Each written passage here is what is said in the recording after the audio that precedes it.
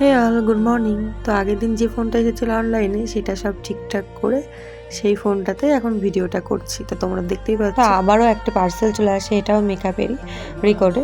তো যাই হোক, আমি পরপর অর্ডার দিয়েছিলাম, তো পরপর চলে আসছে। তো তারপরে ফ্রেশ ট্রেশ হয়ে আমি যেগুলো আগের দিন রাতে ভিজিয়েছিলাম সেগুলো খেলাম, এগুলো আমার রেগুলার রুটিন।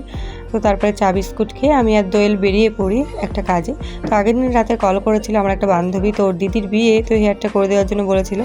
তো আমি আর দোয়েল সেখানে পৌঁছে যাই।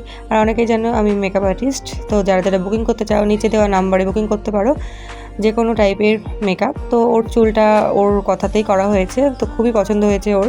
তো যাই হোক, তারপরে বেরিয়ে চলে গেছিলাম পোস্ট অফিস মোড়ে চা খেতে। তো চাটা খেয়ে একটু বাজারে গেছিলাম, কিছু কাজ ছিল, আর আজকে ছিল বাবার জন্মদিন।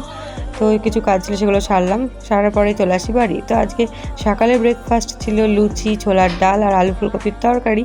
কারা কারা এই সাদা লুচি পছন্দ করো অবশ্যই কমেন্ট করে জানিও।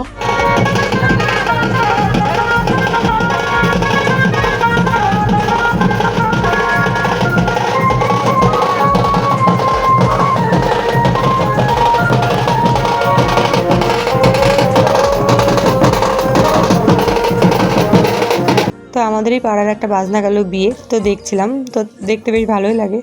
তো সেটা বড় কথা না, এদিকে মা বড়ি দিচ্ছে। তো আজকে অনেক কাজ ছিল, মানে পরপর 3 দিন রোদ ওঠেনি, তাই মা বড়ি দিতেও পারিনি।